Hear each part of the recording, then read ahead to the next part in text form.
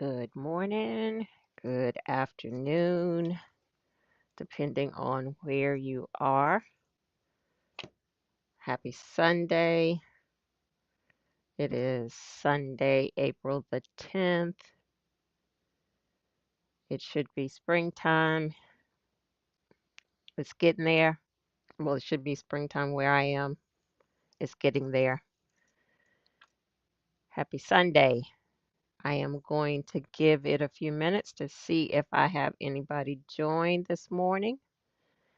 And if not, I am going to get busy talking about what I came to talk about today because I will not be on long today. I am working on a tiny house remix over here and I've got work to do. All right. Good morning. Good afternoon.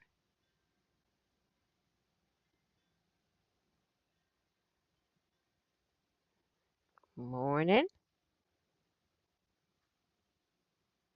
All right. Give it just another minute.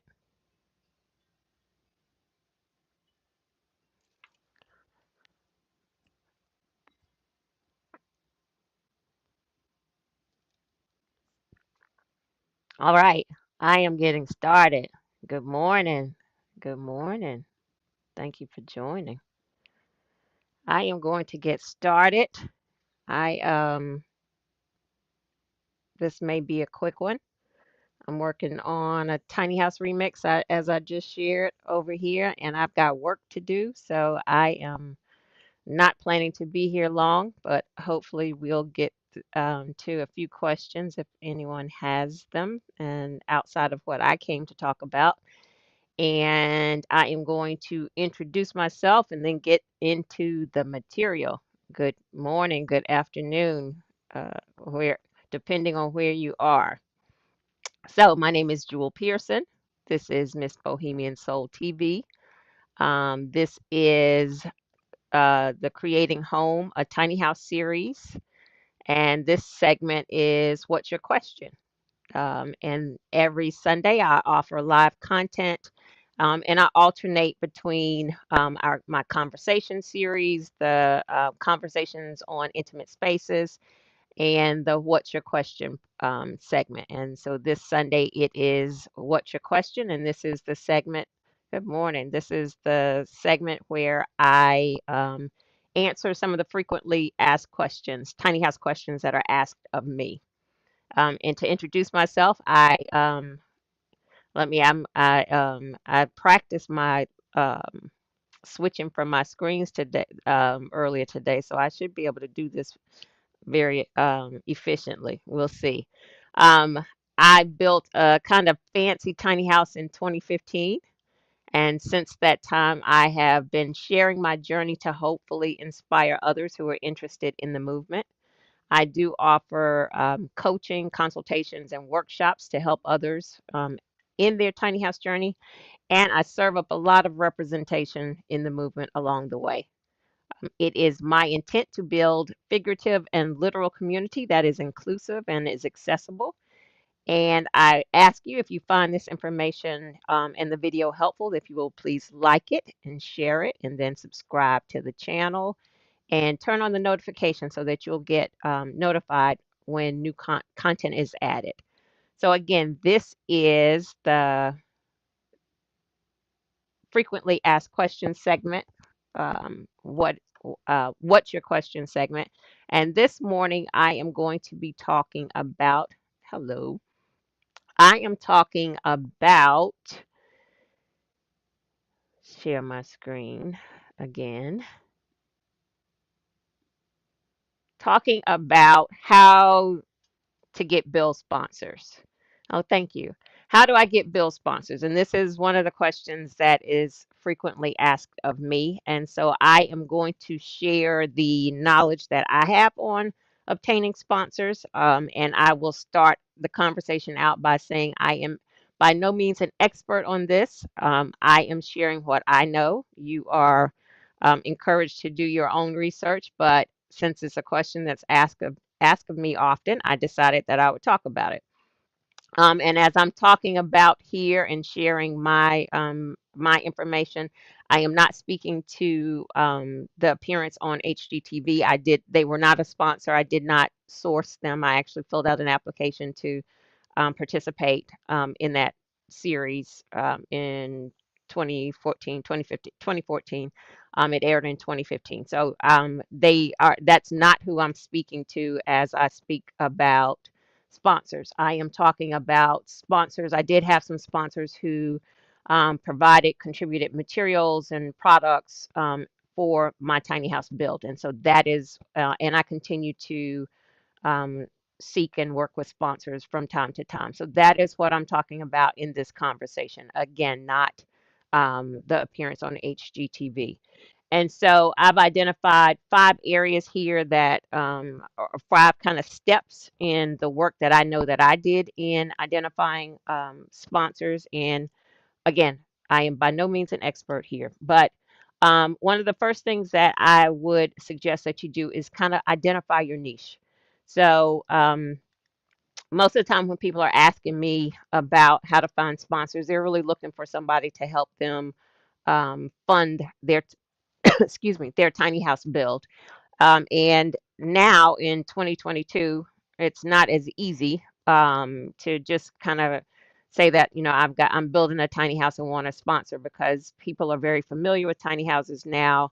And there are, a plethora of tiny houses. The conversation was a lot different when I was building and researching 2014, 2013, 2014, and 2015 because it was not as prevalent as it is today. So you're going to need a niche. When I was looking for my sponsors back around that time, a lot of my niche was that I was a Black woman in the movement, and there weren't a lot of Black people that were um, visible. There were other Black people who lived in tiny houses, but visibility was a thing. And so that was a niche that I had as I was reaching out to sponsors. Also, at the time that I was building my tiny house, the movement was more focused on minimalism and not spending a lot of money in your tiny house. So my house was a little bit different as I was, and I shared that I was building more of a luxury tiny house. So I had a different spin on it. And so I used a lot of that information um, as part of what my niche was and the sponsors that I plan to target. So you'll need to identify what your niche is. It's not good enough, for lack of better terminology, to just be building a tiny house at this point. I'll give an example. I was working with someone a few years ago who was planning to build a schoolie, and he was doing some things around, I think it's called aquaponics or something like that, with um, I won't even try to go into it. There was a specific market that was available to him with companies that worked around the area of the work that he was doing. So there were some specific companies that we were able to identify that he should be reaching out to for to target for conversations around sponsorship. So again, think through what it is that you're doing. If there's something special that you're doing, try to identify what that is and zone in on what your niche is going to be. And then the second thing is step that I've identified is to solidify your branding.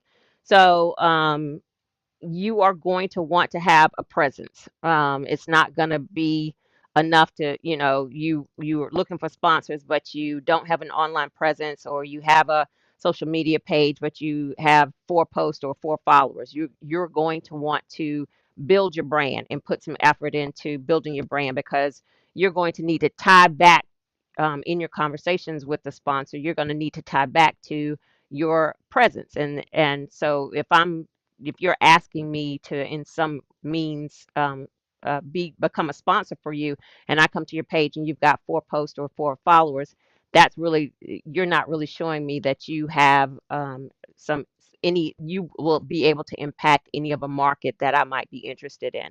So work on solidifying your branding. Develop a logo. Part of your press kit. So you'll want to put together a press kit. So you'll want to have a logo. Possibly, I would suggest having a website, again, your online presence. If you have an IG page and you go, you have a business profile or a excuse me, I think the other profile is a creator profile. IG provides stats for you to show your engagement. So you'll want to know information about your engagement because you will want to be able to share that type of information in the next step that we're talking about. So, excuse me, I am so sorry. I don't know what is happening right now, but work on building your brand before you reach out. Excuse me, before you reach out to the sponsors, because you'll want to have a presence and make it appear that you are absolutely able to offer something to the sponsor that they don't have. Hang on. I'm glad this is helpful to you. I'm glad you're joining. Okay. All right, and then on top, and in addition to building your brand, make sure your brand looks professional. If you have a personal page and you have, some content that you would necessarily want a sponsor to have access to, then maybe consider creating a separate page or removing those posts. But before you start reaching out to people and identifying yourself, make sure your information looks good and is something that would catch somebody's eye. All right, the third step that I have here is in identifying your target market. Um, and this is, excuse me, again, connected with your niche. You want to research, good morning, good morning. You want to research people that are connected to what it is that you feel like is your niche. So that's one of the things. Also, identifying who's going to benefit from what you or your brand or your service is offering. What is it that you have that they don't have, or maybe some companies that are um, associated with your brand or your niche, but they're not necessarily in the market. And I'm talking about tiny houses. So they're not involved in tiny houses, but so you have the opportunity to introduce them into tiny houses to the tiny house audience. And their product, their service into a tiny house audience where they wouldn't necessarily be there before. I mean, yes, wouldn't have been there before. Also, identify companies that have budgets. If you're identifying a small business and they don't have a marketing budget, then that there may not be able to help you from a financial standpoint. So maybe there's something else that you would want from them. Making sure that the company's values are aligned with the values that you are following. So do your research. Looking at my notes, and even kind of before you start doing your research, outline the plan, have your steps kind of like what I've outlined here. Put your steps together so you know what you're doing, and it'll help you stay organized. Identify whether you are going to be making calls, if you're going to be sending emails, if you're sending letters, if you're reaching out on social media, whatever it is you're doing. Maybe it's a combination of all of them. Identify what that looks like as well. And so that's the work that you're going to be doing in identifying your target market.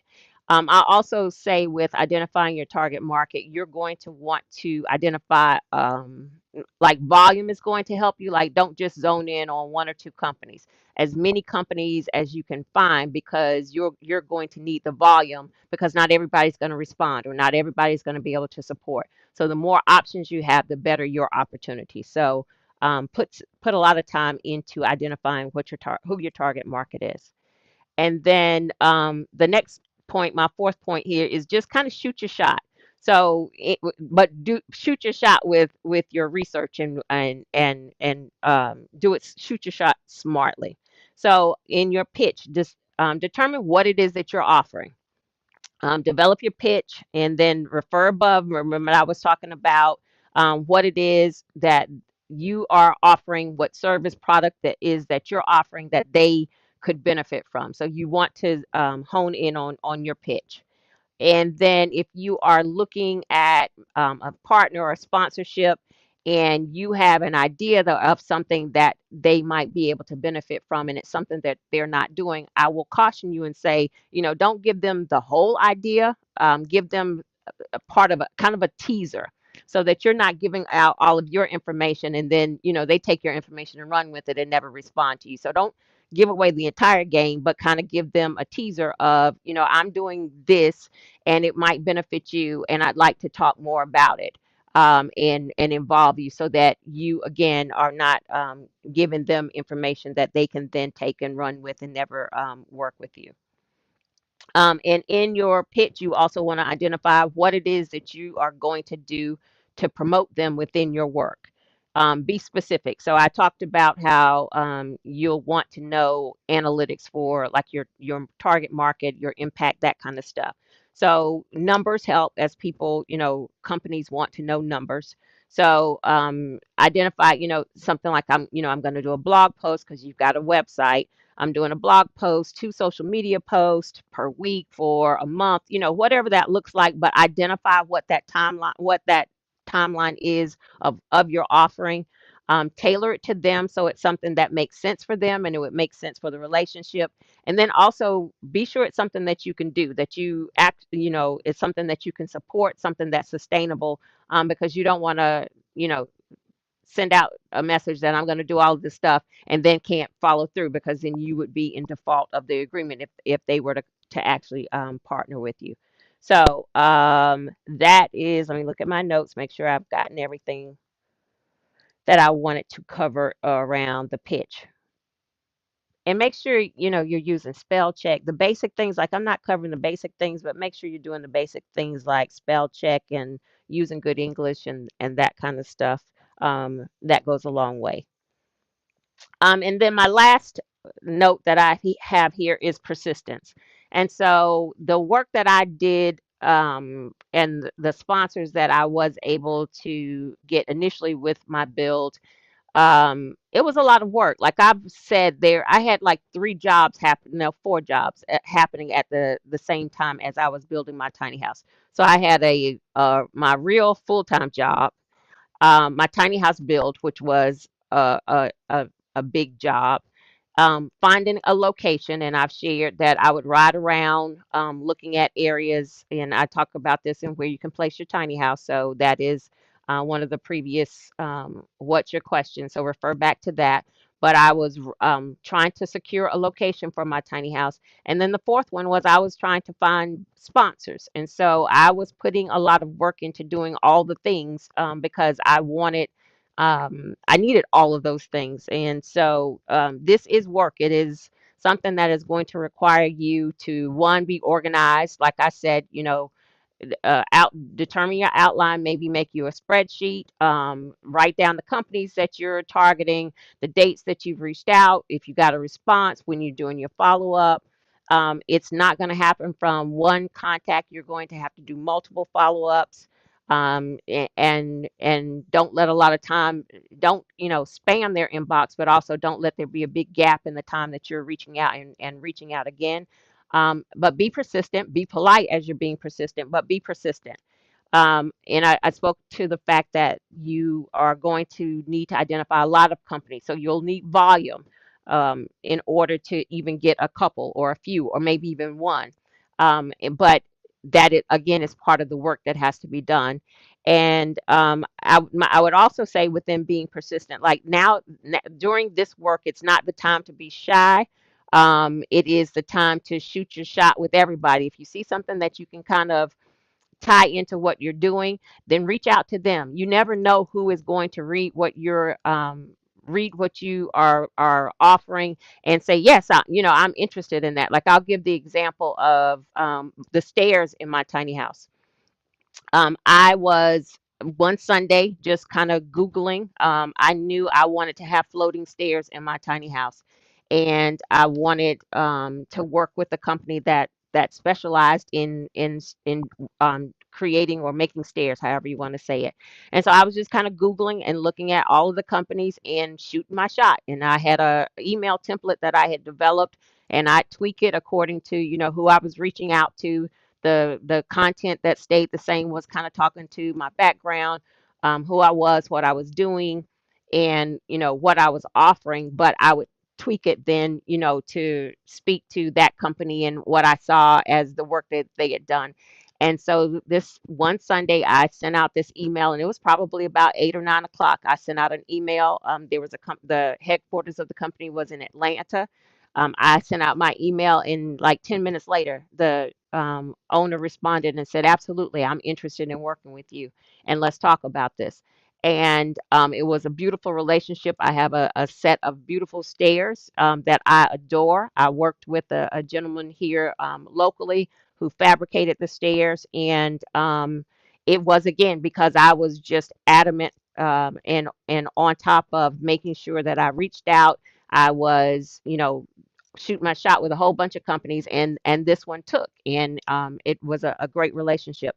So and everything that I said that I was going to do for all of the sponsors, I absolutely did do, and to make sure I held up my end of the deal.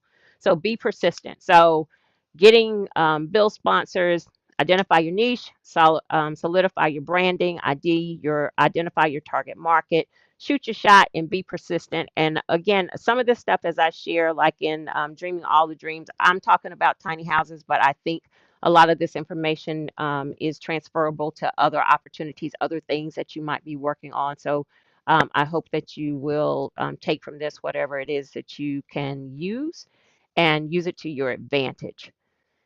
That is the information that I have prepared for this morning. And I said it might be a short one because I am working on a tiny house remix over here, and I have work to do to get back to what I'm working on.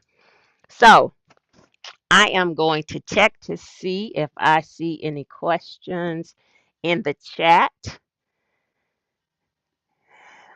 Hello from California. It's early. Thank you for joining me. I have a couple of people, and I might have put your comments in the broadcast already. Sorry if it's a repeat, but everybody else watching will be okay. Let's see. Oh, yes, IG also provides a link to your website and other areas outside their app. Absolutely. There's some connecting that IG will do. Um, their link tree is something that a lot of people use in their bio.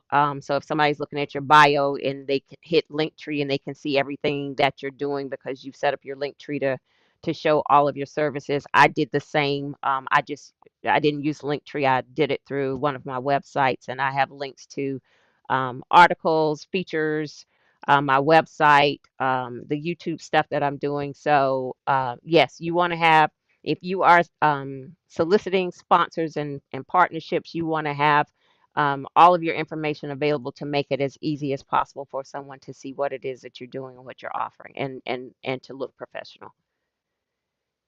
Thank you for that. All right. I don't think I see any questions or anything I should address. I'm going once. Thank you all for being here this Sunday afternoon here on the East Coast, early morning on the West Coast.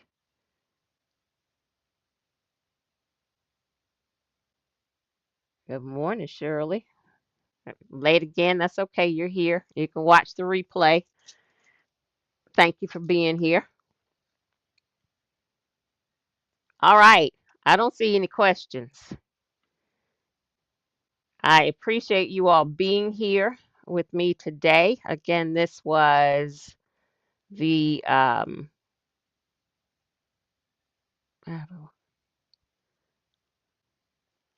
this is the what's your question portion of the um let's see. I see stuff coming in. Hello, Paula. Thank you for being here. I appreciate you being here for the information. I appreciate it. All right. This is the what's your question portion of the Creating Home, a Tiny House series that I have created for YouTube. I am trying to answer questions and provide information to help people as they are in their tiny house journey. Um, I am here every Sunday, 12 p.m. Eastern Standard Time, 9 a.m. Pacific Time. Alternating Sundays. One Sunday it is a conversation on intimate spaces. Let me slow down. I'm trying to get out here to get to my work, and I can't even talk fast. One Sunday it is the conversation on intimate spaces. The following Sunday it is the What's Your Question.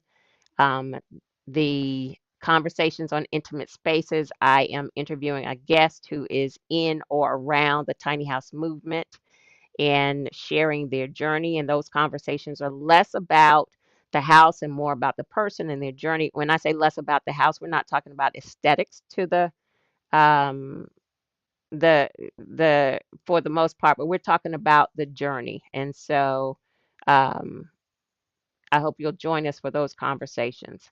And on what's your question? Yes, I will be on next Sunday. I know it is Easter, but I do have a guest who is lined up for next Sunday. I hadn't realized that there was a holiday, but we're going to be here and and speak to someone next Sunday. So I hope you'll join us. Again, if you found this content um, enjoyable or informative, I would ask that you please like it and that you share it and subscribe to the channel and turn on the notifications so that you'll know when content is available. I again am here every Sunday. And I thank you all for joining me today, and I hope everyone has a great rest of your day. Take care.